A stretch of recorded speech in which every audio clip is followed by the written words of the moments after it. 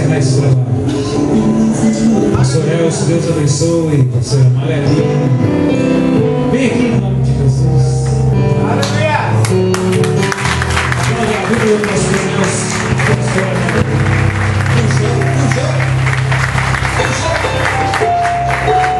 Essas duas bênçãos aqui esteve comigo, me ajudando no momento que eu era um pastor bem jovem. Eu sofri muito no ministério, mas eles ficaram do meu lado, me apoiando, não me deixaram. Mas chegou a hora que eles precisavam ir e eu não pude o Senhor.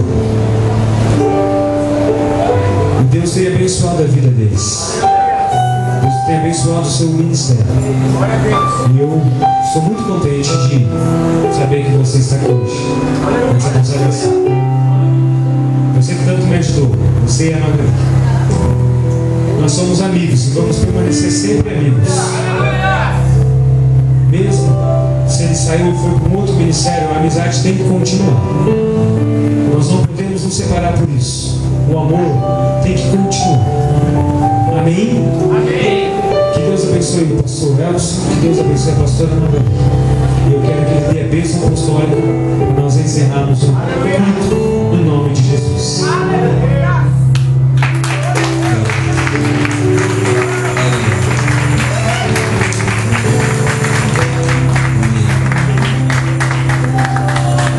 queridos. Antes de eu dar a bênção apostólica, eu quero dizer que eu sou muito grato ao Senhor, porque foram 7 anos, né, pastor?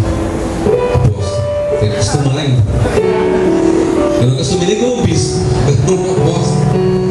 Mas eu estou feliz pela honra que Deus tem derramado na vida do apóstolo Jefferson, da tua família e nos demais. E é esse ministério abençoado. Aprendi muito do lado desse homem, porque foram momentos muito difíceis, mas nós tínhamos um alvo e nós tínhamos uma visão. E hoje está se cumprindo a promessa do Senhor lá de Deus. Amém.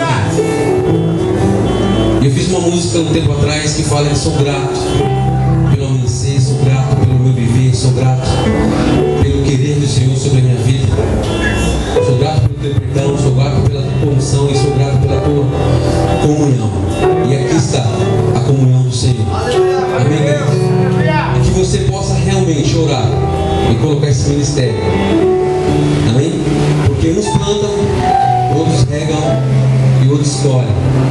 E vocês estão colhendo em nome do Senhor Jesus. Amém? Faz assim com a tua mão.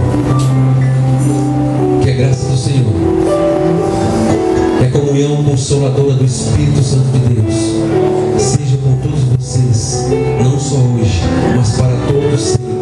E todos digam: Amém! Deus abençoe.